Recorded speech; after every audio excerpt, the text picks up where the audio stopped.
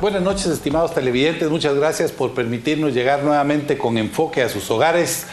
Esta noche vamos a tocar un tema de muchísima actualidad, muy interesante. Vamos a hablar sobre el Parlamento, nuestro Congreso, que se ha convertido prácticamente en un mercado para aprobación de leyes, para elección de junta directiva y para otras situaciones. Lejos de ser un parlamento, se ha convertido en un foco que preocupa a todos los guatemaltecos. Está con nosotros Roberto Alejos, él es el aspirante presidencial por el partido Todos y también es diputado del Congreso y fue también candidato, bueno, no llegó a ser candidato en realidad, pero optó a la presidencia del Congreso liderando un grupo de la oposición que finalmente, después de que el partido oficial, el PP, evitara que se llevara a cabo una sesión en la cual ya se contaba con los votos suficientes para elegir una junta directiva de oposición, empezaron negociaciones que lamentablemente terminaron en componendas, en donde se jugó también un papel muy importante. Se coloca a un diputado independiente, Luis Rabé, un diputado que no tiene ninguna trayectoria dentro del Congreso, pero que sin embargo es cuñado de Ángel González, el zar, podríamos llamar, el propietario de la televisión abierta en Guatemala.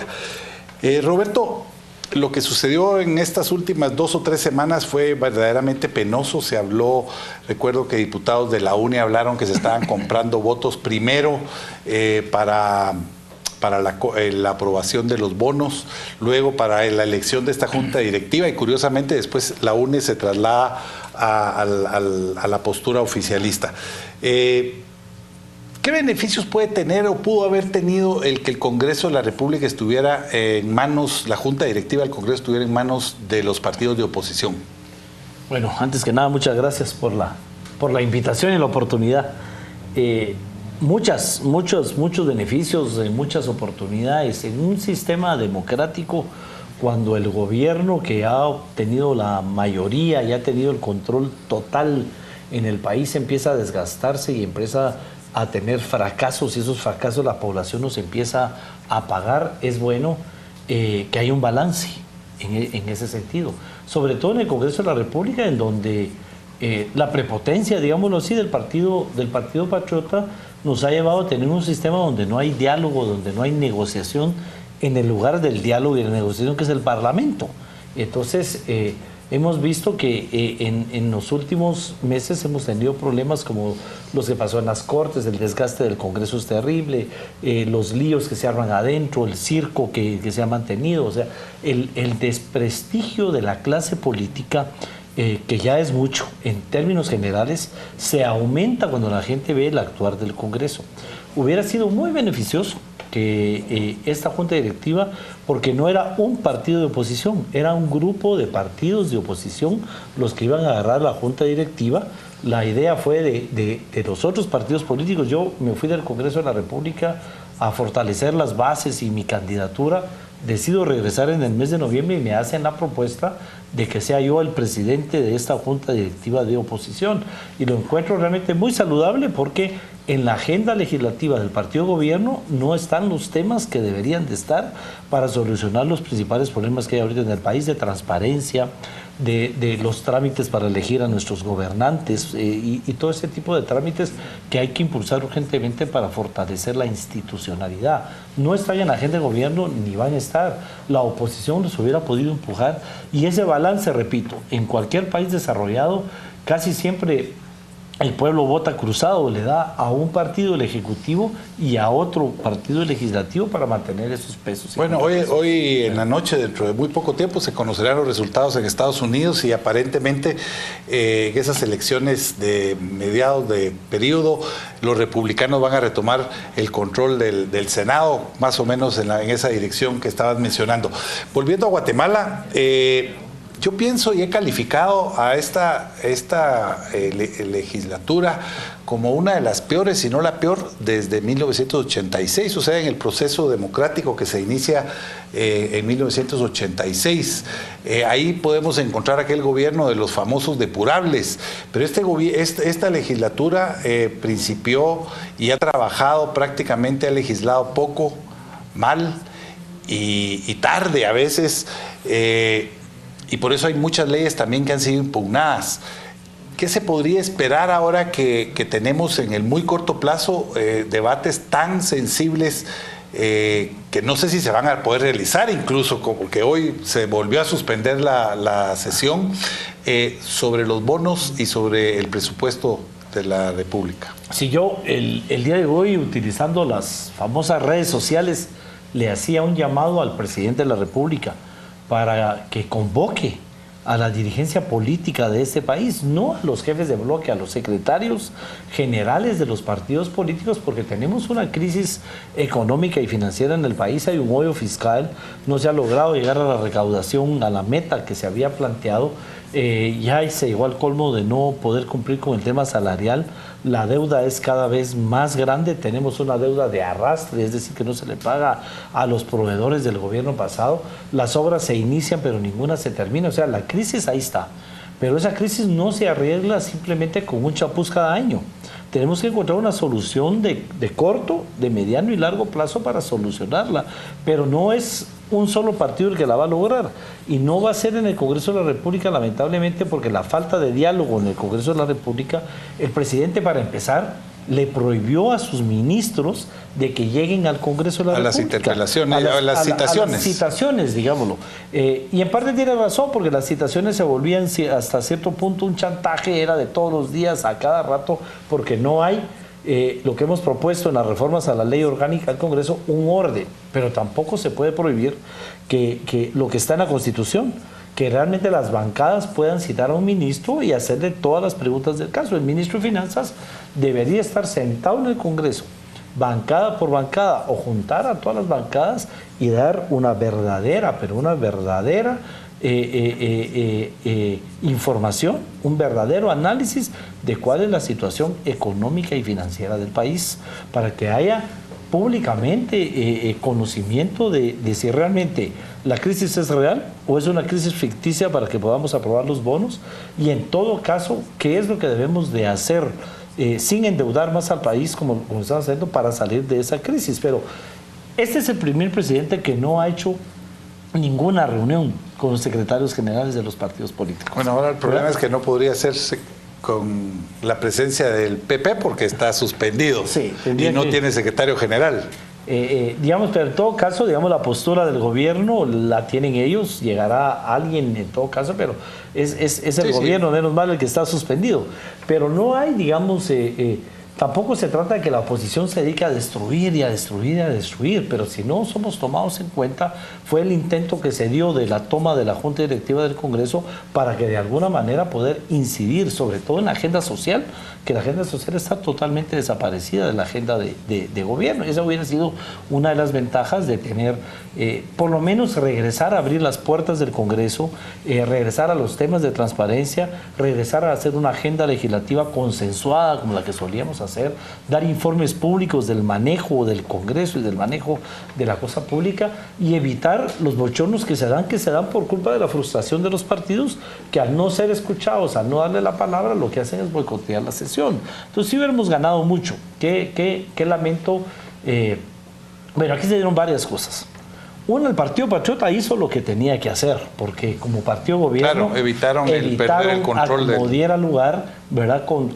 De cualquier manera, con bochinches, con levantar la sesión antes de tiempo, como sea, fueron ganando tiempo para poder entrar a negociaciones. Entonces el partido de gobierno hizo su papel, ¿verdad? Le tocó al pobre presidente Crespo dar la cara en este sentido, y se le notaba, por eso tuvo que renunciar inclusive a su reelección, porque realmente se notaba lo mal que él se sentía de estar haciendo ese papel, pero era lo que le tocaba al gobierno para no perder, para por lo menos lograr ganar espacios. Vamos a ir al primer corte comercial. Evidentemente lo que fue nefasto es que gran parte de la decisión de la Junta Directiva se tomó desde Miami, desde donde Ángel González muchas veces influye negativamente o positivamente, pero influye innecesariamente, siendo un extranjero sin intereses más que comerciales en el país, influye en las decisiones que ocurren y que se dan en la política guatemalteca. Vamos al corte comercial y volvemos con más después de este anuncio.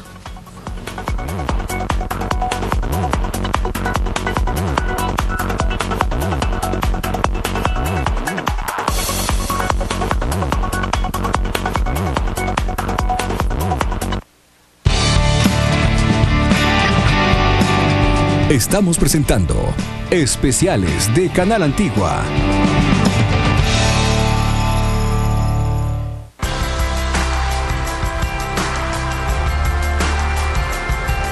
La crónica de hoy es la crónica de siempre. El análisis a profundidad del acontecer nacional e internacional. Política, economía, seguridad y justicia. Nuestra gente, su cultura. Solamente en Crónica, tu revista. La revista de Guatemala.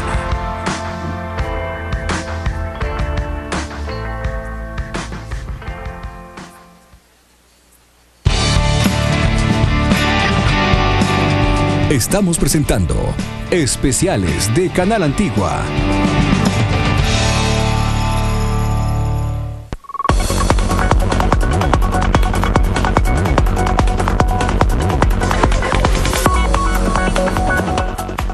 Estamos de vuelta con Enfoque. Les recuerdo que Enfoque es una producción de su canal Antigua y la revista Crónica. Esta semana tocamos el tema del Parlamento, nuestro Congreso, Parlamento o Mercado. Está con nosotros Roberto Alejos, aspirante presidencial del Partido Todos, diputado también por el Partido Todos. Roberto, ese regreso que has marcado ahora al Congreso, pues indudablemente hará que tu participación ahí sea importante. Pero yo quisiera conocer de parte de un diputado, ¿cuál es el ambiente que se está viviendo en torno a la aprobación de los bonos?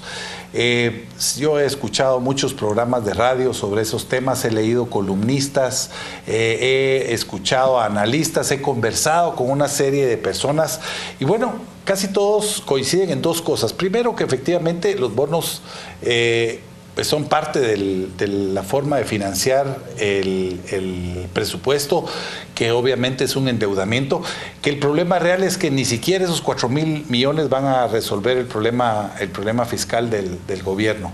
¿Cuál es el ambiente que se vive en el Congreso? ¿Están ya en conversaciones, negociaciones, o ya se podría pensar que también pueden haber componendas bajo la mesa? El problema precisamente en el Congreso es que no se sabe qué está pasando. Porque uno espera una cosa y de repente aparece otra. Pues resulta que ya habían negociaciones escondidas por otro lado, o que de repente se ha tomado una política de aprobemos las cosas hoy, porque si no ya no pasan. Y mucha gente me lo decía, es que hoy tenías que ganar la Junta Directiva porque mañana ya no se gana. Y eso es precisamente lo que ha hecho que el Congreso improvise mucho.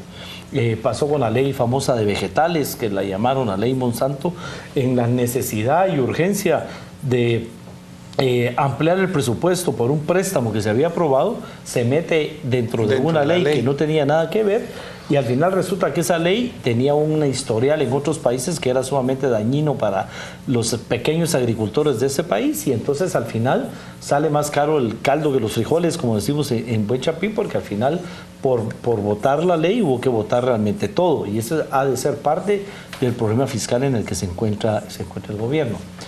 El ambiente en estos momentos en el Congreso de la República no está como para aprobar los bonos. Hay que crear ese ambiente y ese es el papel que le toca jugar al gobierno, al Ejecutivo en ese momento, porque en el Congreso ya no hay credibilidad. Después de lo que pasó, ¿quién va a convocar de los jefes de bloque? ¿Quién va a creer en la palabra de los jefes de bloque de lo que está sucediendo? Es decir, si los compromisos no se respetan. Los compromisos no se respetan, o se estaba haciendo una negociación y ya se había arreglado otra por otro lado. Aquí es el Ejecutivo el que realmente va a tener que jugar un papel importante si realmente quiere hacerlo, convocar, y quiero insistir, a la dirigencia política nacional, explicar esa crisis financiera con datos reales, estadísticos, pero encontrar una solución en el corto plazo, pero también en el mediano y largo plazo. Porque si no, cada año nos endeudamos y la deuda sigue ahí, cada vez más grande, porque no se trabaja en aumentar la recaudación tributaria. Y si no aumentamos la recaudación tributaria sin aumentar los impuestos, ¿verdad? Porque el tema es evasión, el tema es corrupción, sobre todo el tema es un ataque al contrabando, etcétera, etcétera. Si no hacemos esto, la deuda se va a mantener cada año, va a ser la misma o va a ser más grande, sobre todo porque el presupuesto crece, pero los ingresos no crecen a la par del presupuesto. Y cuando hablamos, bueno, eso es en cuanto a los bonos, que es para el PP es el capítulo primero. Hay quienes dicen que se debería aprobar primero o discutir primero el presupuesto y después los bonos. Sí, yo creo que deberían ir de la mano. Y entonces eso complica un poco la situación porque el plazo que hay, plazo fatal es el 30 de noviembre, que uno podría decir, bueno, nos queda casi todo el mes. Lamentablemente, como se ha visto en el Congreso, o se va muy despacio o, como decís, a último momento se intenta hacer. De acuerdo a tu experiencia, el presupuesto, puede haber consensos porque hay muchísimas dudas en todas las bancadas, sobre todo en las bancadas de oposición, por supuesto, de cómo debe aprobarse un presupuesto y poner algunos candados, etcétera, etcétera, y el gobierno hasta ahora no ha dado muestras de tener flexibilidad de negociación. Digamos que cuando tuve el honor de ser presidente del Congreso, uno de los principales problemas que tuve con mi propio gobierno es que aceptamos ponerle candados al presupuesto. Es decir, la oposición, para poder aprobar el presupuesto, puso como condición candados para que el dinero no pudiera ser desviado a los programas sociales que estaban sirviendo en aquel entonces para la campaña. Pero aceptamos esa parte y el presupuesto se aprobó y funcionó perfectamente ese año con un presupuesto con ese tipo. Sin embargo, todavía el último año, a pesar de que no éramos del partido ganador de las elecciones, se sentaron el ministro que salía, el ministro que entraba, y se dejó aprobado un presupuesto para ese gobierno en su primer año. Y nosotros, por lo menos, el partido nuestro, todos, les dimos el beneficio de la duda y votamos a favor del presupuesto en el segundo año para poder seguirle dando ese beneficio de la duda. Pero ya ese presupuesto después aparece desviada una cantidad de dinero para 1 o 2 departamentos nada más. No se distribuye equitativamente entre todos los alcaldes y no solo entre los alcaldes del partido de gobierno, por ejemplo. La distribución presupuestaria es muy antojadiza en ese sentido, y entonces empiezan los problemas y el año siguiente no se aprueba el presupuesto, lo cual también es un error. Porque al no aprobar el presupuesto, entra en vigencia el presupuesto del año anterior y el gobierno queda en libertad de hacer los cambios de partidas sobre las partidas ya ejecutadas. Y entonces juega antojadizamente con esos fondos. Entonces, aquí hay dos opciones. O se le hacen modificaciones al presupuesto actual, que es el presupuesto del año pasado que entró en vigencia, 2013. Con esos candados, y sobre todo hay un tema importante que nadie se ha puesto a pensar, y es que no tiene el presupuesto para las elecciones que son el próximo año. El Tribunal Supremo Electoral no tiene una asignación presupuestaria ahí. O aprobamos un presupuesto, pero que sea un presupuesto consensuado, que debería ser, para empezar, más bajo, que el hoyo fiscal no debería ser de ese tamaño, que debería tener medidas para aumentar la recaudación tributaria y, sobre todo, tener esos candados para evitar que los fondos se utilicen en campaña electoral. Abiertamente, digamos, sean utilizados en la campaña electoral, ¿verdad? Vamos a ir al último corte comercial y volvemos inmediatamente con la parte final, hablando un poco sobre lo que está por venir en el país, no solamente en el Congreso, en el país. El año próximo es un año electoral y, por supuesto, algunas conclusiones para que usted, estimado televidente, pueda sacar sus propias ideas de lo que sucede en este Congreso de la República.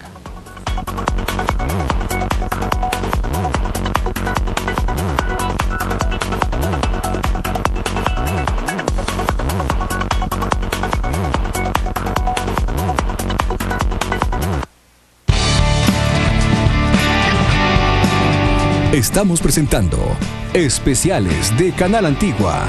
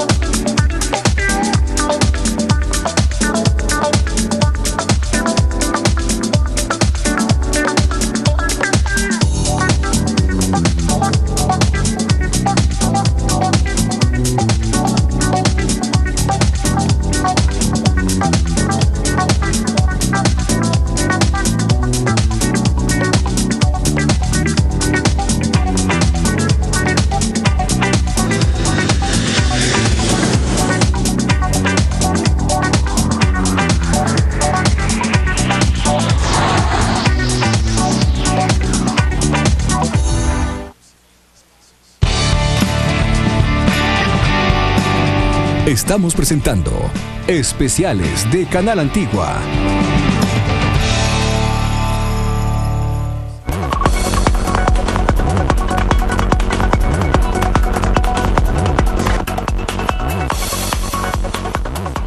Estamos de vuelta con la última parte de Enfoque esta noche, hablando del Parlamento, el Congreso, que se ha convertido en un mercado de donde se compran y se venden votos. ¿Qué daño le hace esto al sistema político? Yo sostengo que en realidad el sistema político guatemalteco está agotado. O sea, que la reforma electoral, la reforma a la ley electoral y de partidos políticos no se ha logrado manejar con la seriedad que el caso requiere. Obviamente los intereses de los partidos políticos son los partidos grandes seguir como va y no permitir ni que los medianos ni los pequeños puedan tener acceso a la publicidad. En fin, una serie de cosas. ¿Qué nos espera para esa campaña electoral? ¿Qué nos espera el año próximo en materia política? Vamos a tener un caos arrastrado, ese caos que conversábamos hace un momento, que viene, que se ha deteriorado mucho todo el sistema, esa crisis institucional que hay, justicia en el sector político, en el Congreso, en el Ejecutivo, los tres poderes del Estado con serios problemas. ¿Qué nos espera para el inicio de la campaña electoral? Bueno, primero hay que dejar claro ese tema del caos, porque cuando yo salí a mediados de este año hablando de un Estado fallido, la gente lo consideró una exageración, una forma de llamar la atención electoralmente de Roberto, y ahora todos coincidimos en que este sistema se agotó, especialmente el sistema de partidos políticos, el sistema de la forma en que elegimos a nuestras autoridades. Y lo que advertimos en aquel entonces pasó. Ahí tenemos las cortes ahora detenidas, sin tomar posesión, en manos de la otra corte, sin saber qué va a pasar. Tendrá que llegar todavía a la Corte de Constitucionalidad. Tenemos un ejecutivo que no funciona porque no tiene plata, porque no ha logrado recaudar, que tiene un desorden terrible y serias acusaciones de corrupción y de mala administración, donde el propio presidente ahora quiere meter preso al ministro que él mismo protegía, por ejemplo. Y el ministro lo acusa de corrupción, acusándolo a él de regreso, que recibía las órdenes. Y en el legislativo, en donde realmente parece un mercado, pero por todo, porque realmente parecía una guerra entre peleas callejeras, la primera táctica que se usó para que no entráramos a la sesión plenaria, por ejemplo, y el desorden con el que se maneja, y eso me preocupa de lo que se espera para este año, porque ya tenemos pocos días y es importante que entremos a hablar primero del presupuesto, como hablábamos fuera de cámaras, antes de entrar a hablar de bonos. Porque si el presupuesto no se aprueba, que fue lo que nos pasó ahorita, y lo hablábamos anteriormente, ese gobierno dispuso que como el presupuesto anterior que había sido aprobado ya tenía bonos incluidos, podía emitir bonos, y de hecho así lo hizo sin que pasaran por el Congreso de la República. Entonces, si aprobamos bonos y no aprobamos el presupuesto, va a pasar lo que estábamos hablando. Va a haber bonos por un lado, más los bonos del presupuesto que tendría que volver a entrar en vigencia, más el problema de que es un presupuesto que no se adapta a un año de elecciones. Entonces, con seriedad habría que sentarse a hablar del presupuesto antes que sentarse a hablar del tema bonos o del tema préstamos. De hecho, y también hay que aclarar que los bonos son para el pago de deuda, y es una deuda más cara que la que se está pagando en la actualidad, que habría que renegociar la deuda, por ejemplo, pero habría que entender en qué términos está, porque los bonos no contemplan salarios. Lo que pasa es que los salarios no se pudieron pagar porque el gobierno prefirió pagar la deuda, escogió entre lo que tenía que ser abonar a la deuda para mantener su credibilidad y el prestigio del país, lo cual es correcto, pero atrasó y asustó a todos los empleados públicos que ahora presionan al Congreso. No le paga a los proveedores, que también la justicia está a punto de paralizar. La justicia está ahí. Me hablaba el secretario general del sindicato de que quiere presentar un amparo, Santos presentó un amparo. De verdad es un caos terrible. Lo que viene para el año entrante debe manejarse con mucho cuidado. Yo sí creo que la responsabilidad que tiene el presidente electo del Congreso, y tengo de verdad muchas esperanzas de que lo haga bien, porque él tiene pocos diputados. No creo que el Partido Patriota lo vaya a respaldar en sus decisiones. Se tiene que respaldar en todas las bancadas, Él mismo en su discurso dijo, no voy a aceptar chantajes, ¿verdad? Yo creo en ese sentido. Por lo menos conmigo fue honesto cuando empezamos a hacer el cabildeo. Y entonces él desde un principio me dijo, yo no te doy mis votos porque ya fuiste 3 años presidente del Congreso, ahora yo quiero ser. O sea, cuando uno sabe, en guerra anunciada no hay muertos. Entonces eso hay que respetárselo y hay que aprovechar esa buena intención que tiene. Ojalá se deje asesorar y se deje acompañar más que asesorar, porque él puede tener un equipo de asesores, pero aquí hay que abrir las puertas a la sociedad civil, a los técnicos, a los estadistas. Hay instituciones que nos tienen que ayudar a salir de la crisis, porque no es solo el tema económico financiero en el país, el problema de qué va a pasar con las cortes, ¿verdad? Los van a regresar al Congreso, van a regresar a las comisiones de postulación, van a repetir todo el proceso. Si regresa al Congreso, ¿cómo se van a elegir esas cortes y en cuánto tiempo? Viene la elección del Contralor, ¿vamos a estar a tiempo o no vamos a estar a tiempo? En fin, el papel es sumamente difícil y de alguna manera siento que el partido que actualmente está dirigiendo el Congreso no realmente... Si no lo ha hecho en estos 3 años, no lo va a hacer en estas 3 semanas. Y menos sin la unidad y con menos y sin la intención. Tiene menos diputados, entonces todo le da miedo y siente que en cualquier momento ya la costumbre de que dicen sí, pero no, y después no se cumple, como nos pasó a nosotros. En este caso, que los mismos que me ofrecieron y que fueron los de la idea de que yo fuera presidente del Congreso, fueron los que después vendieron a esa misma propuesta o se entregaron a... Parte del mercadeo del Congreso. Roberto, estamos terminando el programa. Lamentablemente por la hora me hubiera gustado conversar también sobre el tema del transfugismo que tanto daño le ha hecho. Lo que sí aprovecho es a felicitarte que no vengas con corbata morada. Yo creo que llegar es que efectivamente hay un caos político, una crisis institucional muy profunda en Guatemala. Estamos en un momento realmente crucial en donde la responsabilidad de los líderes políticos va a estar a la vista de todos nosotros. Creo que es el momento en que los guatemaltecos debemos abrir los ojos y ver a la dirigencia política para que el próximo año podamos seleccionar mejor. Lo que está en este momento viviéndose es, como bien decía la revista Crónica, o dice la revista Crónica de esta semana que recién pasó, un fiambre político. Tuvimos un fiambre muy sabroso el pasado sábado, pero también tenemos un desagradable fiambre político en Guatemala. Muchas gracias por su atención. Volvemos el próximo martes a las 8 de la noche. Que Dios los bendiga, que Dios bendiga a Guatemala.